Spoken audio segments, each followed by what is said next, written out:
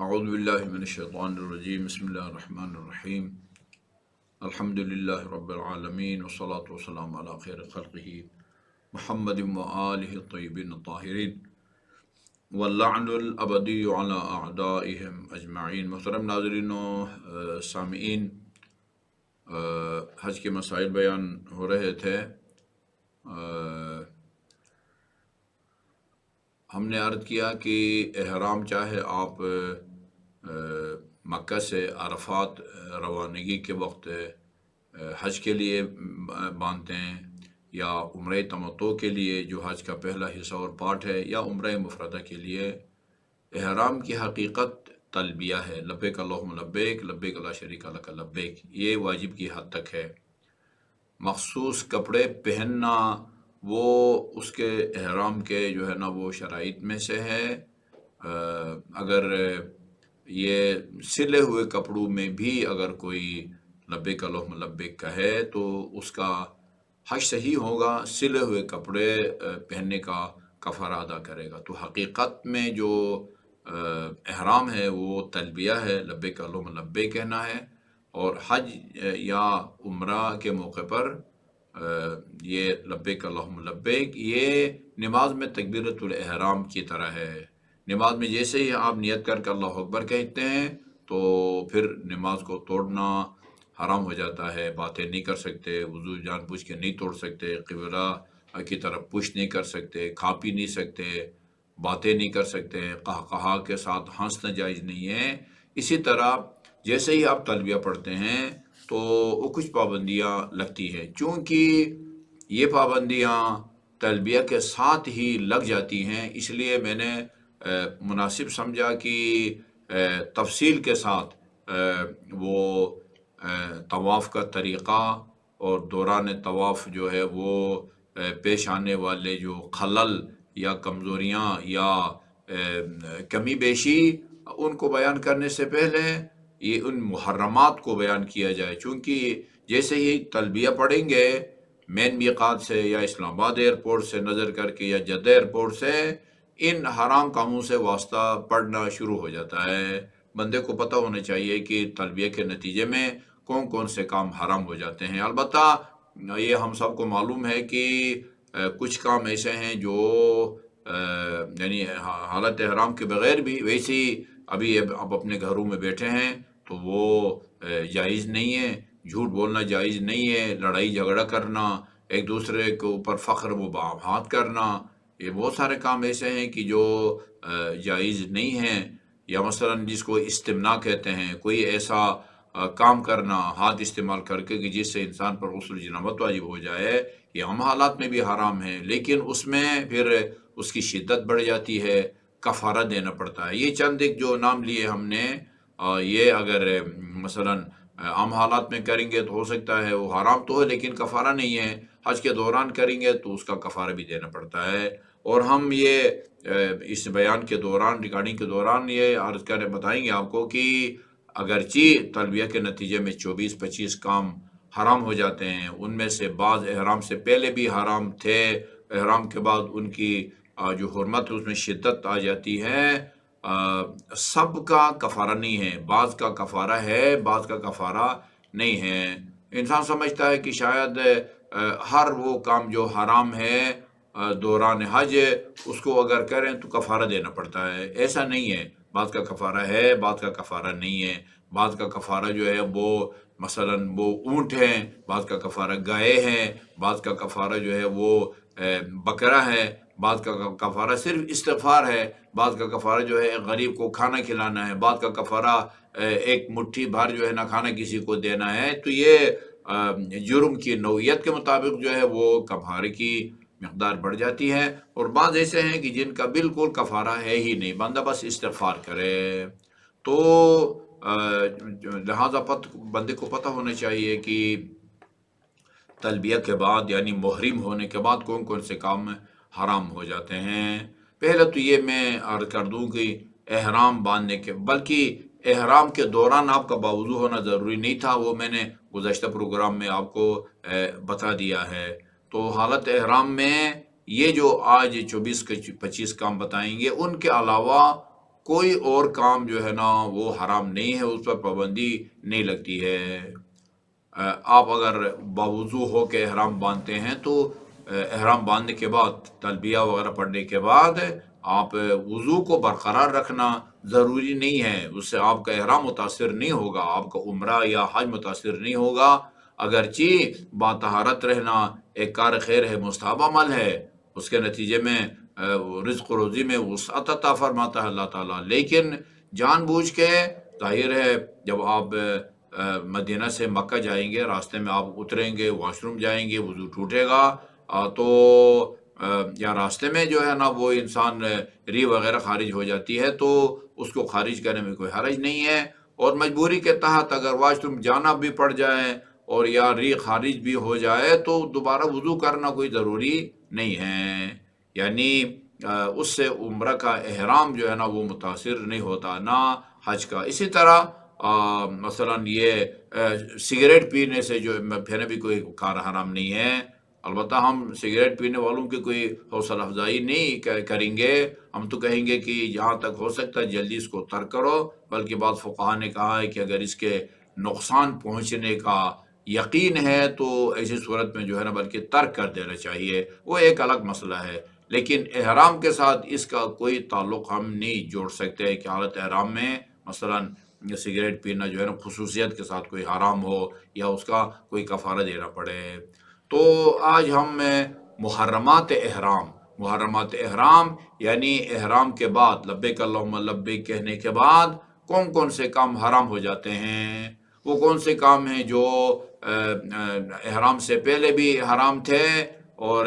اب احرام کے بعد ان پر مزید پابندی لگ جاتی ہے، شدت آ جاتی ہے، اور وہ کون سے کام ہیں جو عام حالات میں تو جائز تھے لیکن احرام کی وجہ سے وہ حرام ہو جاتے ہیں۔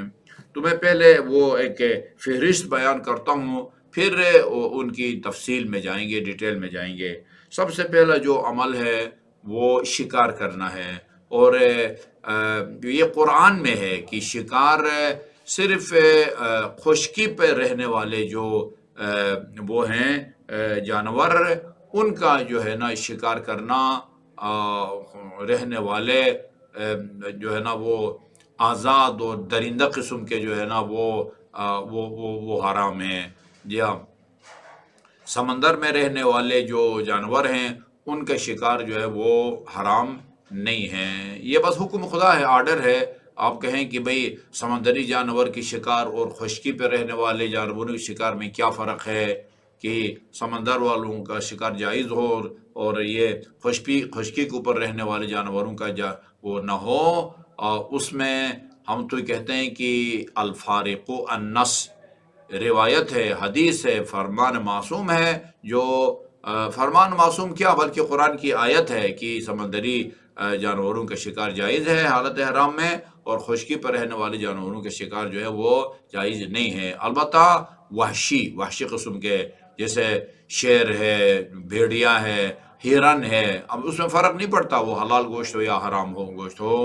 حتیٰ اگر ایک جانور وحشی ہے لیکن بعد میں آپ نے اس کو پالا ہے، مانوس ہو گیا ہے، مثلا کوئی شیر وغیرہ پالا ہے، وہ جو ہے نا ان کا بھی شکار کہتے جائز نہیں ہے۔ تو سب سے پہلا حرام کام جو احرام کے نتیجے میں جس پر پابندی لگ جاتی ہے وہ خشکی پہ رہنے والے جانوروں کا شکار ہے، یا البتہ یہ من جملہ ان محرمات میں سے ہے کہ اگر انسان اس کو انجام دے تو اس کا کفارہ ہے، ابھی تفصیل بیان نہیں کریں گے کہ کس جانور کا کیا کفارہ دینا ہے، سربستہ طور پر بطور خلاصہ اتنا ذہن میں رکھے کہ شکار وہ حرام کام ہے کہ اگر انسان وہ کام کرے تو آپ کو کفارہ دینا ہوتا ہے۔ اچھا، اسی طرح خواتین سے متعلق تقریباً کوئی 6-7 کام ہے، یا مثلا یہ احرام کے دوران کوئی ہم بستری کرے، اس کا جو ہے نا وہ کفارہ ہے، احرام کے دوران جو ہے نا وہ بوس و کنار بوسہ لے تو اس کا بھی جو ہے نا فرق نہیں پڑتا، اپنی بیوی کا لے یا کسی اجنبی کا لے، دونوں کا جو ہے نا وہ گناہ بھی ہے اور وہ بھی ہے، یا وہ کفارہ بھی ہے، یا اسی طرح عورت کو جو ہے نا وہ اس کے نگاہ سے یعنی جنسی جذبے کے تحت اس کو ہاتھ لگائے، یہ بھی جو ہے نا حرام ہے، البتہ اس میں کچھ تفصیلات ہیں، بعض اوقات ہاتھ لگاتا ہے اور غسل جنابت واجب نہیں ہوتا، منی خارج نہیں ہوتا، بعض اوقات ہو جاتا ہے، ان کے جو ہے نا وہ احکام ذرا مختلف ہیں۔ ابھی اتنا ہم بیان کریں گے کہ وہ کفارہ ہے، بستری کا بھی کفارہ ہے، بوس و کنار کا بھی کفارہ ہے، اور اسی طرح چھونے کا بھی کفارہ ہے، اور اسی طرح اسی جنسی خواہش کے تحت اور اس کو دیکھنے اور اس سے جو ہے نا جس کو کہتے ہیں چھیڑ چھاڑ، اس سے بھی جو ہے نا وہ کفارہ واجب ہو جاتا ہے۔ یا تو اور جو تیسری چیز ہے وہ ہے کوئی ایسا کام کرنا کہ جس سے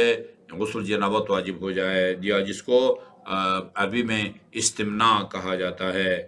عقد نکاح ایک مثلا کاروان ہے، کاروان کے اندر ایک عالم دین ہے، وہ کاروان میں شامل کسی خاتون اور مرد کا نکاح پڑھتا ہے، تو یہ عالم دین کے نکاح پڑھنا بھی جائز نہیں ہے، اور وہ لڑکا لڑکی کے لیے بھی جو ہے نا وہ نکاح کرنا جائز نہیں ہے۔ جی ہاں۔ اچھا، اسی طرح جو کام وہ حرام ہو جاتے ہیں جو کہ عام حالات میں جائز ہیں، بلکہ صرف جائز نہیں بلکہ بہت زیادہ مستحب ہے، وہ خوشبو لگانا ہے۔ وہ کہتے ہیں جو نماز خوشبو لگا کے پڑھی جاتی ہے اس کا ثواب اس نماز سے بہت زیادہ ہے جو بغیر خوشبو کے۔ تو عام حالات میں یہ ایک مستحب عمل ہے۔ معصوم علیہ والسلام کافی خرچہ کرتے تھے خوشبو کے لیے، خوشبو کے اوپر، تو لیکن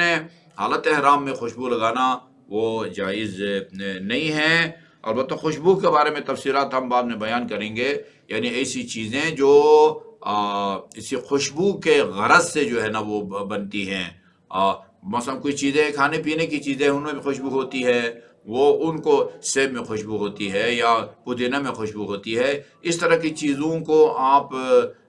یعنی سونگے نہیں لیکن آپ کھا سکتے ہیں، لیکن کچھ ایسی چیزیں ہیں جو ہے نا وہ کھانا پینے میں زعفران وغیرہ استعمال کرتے ہیں وغیرہ، یا کستوری وغیرہ، ان کا استعمال جائز نہیں ہے، اگر کریں تو اس کا کفارہ بھی ہے، اس کی بھی ہم جو ہے نا تفصیل بیان کریں گے۔ ہاں، ایک خاص قسم کا جو ہے نا وہ خوشبو ہے جو کہ علوق کعبہ غالباً وہ اس کو کہتے ہیں، وہ ایک خاص خوشبو ہوتی ہے، وہ بھی زعفران وغیرہ سے بناتے ہیں۔ خانہ کعبہ جو ہے نا وہ خلوق کعبہ کہا جاتا ہے، اس کو زعفران وغیرہ سے بناتے ہیں، وہ یہ مستثنا ہے، یعنی اگر ایک آدمی خانہ کعبہ کو یہ خوشبو لگی ہوئی ہے، آپ اسے جا کے مس ہوتے ہیں، آپ کے کپڑوں کو لگ جائے تو یہ ایک مستثنا ہے، باقی خوشبو لگانا حرام ہے، اور لگائیں گے تو آپ گناہگار بھی ہوں گے، اور اس کے علاوہ کفارہ بھی آپ کو دینا پڑے گا۔ نوی چیز جو کہ یعنی حالات احرام میں ناجائز ہے، وہ سلا ہوا کپڑا پہننا، یا سلے ہوئے کپڑا جیسا ہو۔ سلا ہوا کپڑا ظاہر ہے ہم بازار سے کپڑا خریدتے ہیں، وہ درجی کو دیتے ہیں، وہ اس کی سلائی کرتا ہے، ہمیں شلوار قمیص یا پینٹ شرٹ بنا کے دیتا، ہم اس کو پہنتے ہیں، یہ سلا ہوا کپڑا ہے۔ دوسرا یہ کہ مثلا وہ خاتون ہے، وہ دھاگے سے جو ہے نا سویٹر وغیرہ بنتی ہے، اور جو ہے نا وہ اس کو ہم پہنتے ہیں، یہ بھی جو ہے نا وہ حرام کام ہے، وہ جائز نہیں ہے، اس کا بھی جو ہے نا وہ کفارہ ہے، جو اس کا بھی کفارہ ہے سلے ہوئے کپڑے کا۔ البتہ اس میں یہ بھی ہے، بعد میں ہم تفصیل بیان کریں گے، اگر آپ نے ایک کپڑا پہنا ہے تو ایک بکرہ دیں گے، کئی کپڑے پہننے ہیں تو کئی دیں گے۔ مثال کے طور پر ایک آدمی نے وہ نیچے جو ہے نا وہ کوئی چڈی بھی پہنی ہوئی ہے، اوپر شلوار بھی ہے، اوپر بنیان بھی ہے، اوپر قمیص بھی ہے، تو ظاہر ہے پھر یہ جتنے کپڑے پہنے ہوئے اتنے جو ہے نا اس کو کپڑے وہ دینے پڑیں گے۔ تو سلے ہوئے کپڑے پہننے میں یہ جو ہے نا یہ کفارہ ہے، حرام بھی ہے اور کفارہ بھی ہے۔ البتہ کچھ چیزیں جن پر سلائی ہوتی ہے اور دوران حج انسان کے ہمراہ ہوتی ہیں، جیسے بعض لوگ یہ جو ہے نا سلیپر کی بجائے سینڈل خریدتے ہیں، سینڈل اس میں اس کا جو بند بھی ہوتا ہے جو پیچھے باندھتے ہیں، اس میں ذرا چلنے میں آسانی ہوتی ہے، وہ مددگار ثابت ہوتا ہے۔ وہ سینڈل اس کے اوپر سلائی ہوتی ہے، اس میں کوئی حرج نہیں ہے۔ اسی طرح آپ اپنے کیا کہتے ہیں تو کوئی پیسے یا ضروری دستاویز پاسپورٹ وغیرہ رکھنے کے لیے وہ ایک جو ہے نا وہ بیلٹ خریدتے ہیں احرام کے اوپر، آپ اس کو باندھتے ہیں، اسی میں چھوٹا سا بکرا بھی ہوتا ہے، اور وہ آپ کا احرام بھی جو ہے نا اس سے آپ اس کو گرنے سے بچاتے ہیں، اس پر سلائی ہوتی ہے، اس میں بھی کوئی حرج نہیں ہے۔ اسی طرح یہ بعض لوگ جو احرام کا کپڑا خریدتے ہیں وہ اس کے سائڈوں پر وہ ترپائی کرتے ہیں تاکہ اس کے دھاگے نہ نکلیں، اس کی بھی جو ہے نا وہ اجازت دی گئی ہے، وہ حرام نہیں ہے، اس کا کفارہ بھی نہیں ہے۔ اچھا جی، سرما لگانا وہ حرام ہے، لیکن یہ ان حرام کاموں میں سے کہ جن کا جو ہے نا وہ کفارہ نہیں ہے، یا حرام تو ہے لیکن کفارہ نہیں ہے۔ آئینہ دیکھنا، جان بوجھ کے آئینہ دیکھنا، شیشے میں دیکھنا، یہ بھی ہے تو حرام، لیکن جو ہے نا وہ کفارہ نہیں ہے۔ البتہ وہ جان بوجھ کے آرائش کی نیت سے جو ہے نا وہ اپنے آپ کو اپنی آرائش کے لیے، تزئین کے لیے، اپنی صفائی کے لیے جو ہے نا وہ آئینے میں دیکھنا حرام ہے، ناجائز نہیں ہے۔ ورنہ بعض اوقات انسان چہرے پر کوئی دانہ نکل آتا ہے، کوئی زخم ہوتا ہے، اس کے اوپر پٹی یا کوئی وہ لگانے کے لیے ٹیپ، وہ کیا کہتے ہیں سنی پلاس کہتے ہیں، وہ لگانے کے لیے، کوئی دوائی لگانے کے لیے آئینہ دیکھنے پر بندہ مجبور ہو جاتا ہے۔ یا جیسے ہی آپ ہوٹل میں اتر کے ہوٹل میں جاتے ہیں تو وہ بیسن کے اوپر سامنے وہ آئینہ شیشہ لگا ہوتا ہے، بے اختیار آپ کی نظر پڑتی ہے، بے اختیار نظر پڑے، یہ کوئی حرام کام نہیں ہے۔ جان بوجھ کے آرائش کے نگاہ سے جو ہے نا وہ دیکھنا وہ جائز نہیں ہے، اب تو اس کا کفارہ نہیں ہے۔ اچھا جی، اسی طرح یہ جو ہے نا وہ جرابیں پہننا، البتہ یہ مردوں کے لیے حرام ہے۔ وہ اوپر جو سلے ہوئے کپڑے ہیں وہ مردوں کے لیے حرام ہے، عورتوں کے لیے حرام نہیں ہے۔ وہ انہیں سلے ہوئے کپڑوں میں جو ہے نا وہ لبیک اللہم لبیک کر کے کہہ کے اپنے اعمال کو شروع کرتی ہے۔ اسی طرح وہ موزے پہننا یا جرابیں پہننا مردوں کے لیے یہ بھی ناجائز ہے، اور اس کا بھی جو ہے نا وہ جرابیں وغیرہ پہ اس کا بھی کفارہ ہے۔ اسی طرح جھوٹی قسم کھانا یہ بھی جائز نہیں ہے، اس کا بھی جو ہے نا وہ کفارہ ہے۔ اچھا، لڑائی جھگڑا کرنا، فخر و مباحات کرنا، یہ کام بھی جو ہے نا یہ وہ ہے، لیکن آرائش کی وجہ سے حرام تو ہے لیکن وہ کفارہ نہیں ہے۔ اسی طرح وہ لڑائی جھگڑا وغیرہ حرام ہے لیکن اس کا بھی کوئی کفارہ نہیں ہے۔ اچھا جی، آئل لگانا یہ بھی جملہ حرام کاموں میں سے ہے، البتہ مسئلہ بھی جانتا ہو اور جان بوجھ کے لگائے تو اس کا ایک بکرا جو ہے نا وہ کفارہ بھی ہے آئل لگانے کا۔ البتہ ہم تفصیل سے آپ کو بعد میں بتائیں گے، بعض اوقات وہ کوئی ایسے کریم کہ جس میں آئل ہے، جس میں چکناہٹ ہے، مجبوری کی وجہ سے بطور دوا کے طور پر استعمال کر سکتے ہیں۔ بعض اوقات وہاں جن لوگوں کا وزن زیادہ ہوتا ہے، جب زیادہ چلنا پڑے ان کو 4-5 کلومیٹر، تو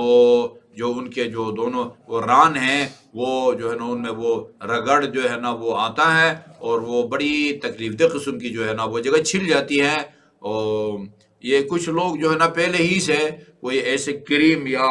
کا بندوبست کرتے ہیں جس میں چکناہٹ نہیں ہوتی، خوشبو بھی نہیں ہوتی، وہ علاج بھی ہو جاتا ہے اور پھر یہ حرام بھی نہیں ہوتا۔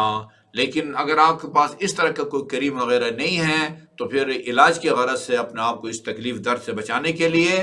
آپ وہ جو ہے نا وہ چکناہٹ والا استعمال کر سکتے ہیں۔ اسی طرح جو کام حرام ہیں ان میں جو ہے نا وہ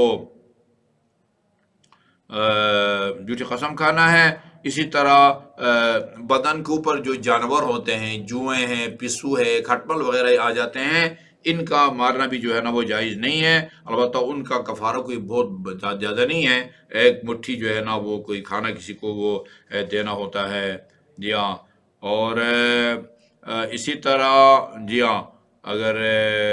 جان بوجھ کے کریں وہ آئل تو پھر کفارہ ہے، ورنہ پھر جو ہے نا وہ کوئی بڑا کفارہ نہیں ہے. جان بوجھ کے آج لگائیں تو اس میں کفارہ بکرا ہے، اور غلطی سے نادانستہ طور پر ہو جائے تو ایک فقیر کو جو ہے نا آپ نے کھانا کھلانا ہے. اچھا جی، اسی طرح جو کام حرام ہے اس میں بال کاٹنا، بدن سے بالوں کو ہٹانا. اب وہ کینچی سے کاٹتے ہیں، آپ اس طرح سے کاٹتے ہیں، جڑ سے اکھاڑتے ہیں، یہ تمام کے تمام جو ہے نا وہ ازالہ، بالوں کی ازالہ کے زمرے میں آتا ہے، اور اس کا بھی جو ہے نا وہ کفارہ ہے. اسی طرح آدمی سر کو چھپائے، یہ بھی مردوں کے لیے ہے. مرد جو ہے نا وہ سر کو چھپائے، یہ بھی جو ہے نا وہ جائز نہیں ہے. یا اس کے لیے بھی ہے. البتہ عورت جو ہے اس کے لیے چہرہ کو چھپانا یہ جو ہے نا حرام ہے، جائز نہیں ہے. اگر چھپائے تو احتیاط مستحب کے طور پر جو ہے نا وہ کفارہ ادا کرے گی. تو یہ آپ نے دیکھا کہ سر کا چھپانا یہ وہ حرام ہے جو مردوں کے ساتھ مخصوص ہے. عورت جو ہے نا وہ سر چھپا سکتی ہے، البتہ چہرہ نہیں چھپا سکتی. اچھا جی ہاں، اسی طرح مردوں کے لیے احرام کے بعد